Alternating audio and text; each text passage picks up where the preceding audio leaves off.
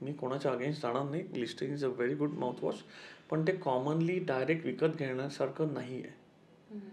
तुम्हाला डॉक्टरनी प्रिस्क्राईब करून ज्यांना गम प्रॉब्लेम आहे त्यांच्यासाठीच ते विकत घेतलं. बाजारात भरपूर माउथवॉश अवेलेबल आहेत. माउथवॉश वापरावं, पण कोणी कुठलं माउथवॉश वापरावं डेंटिस्टने सांगावं.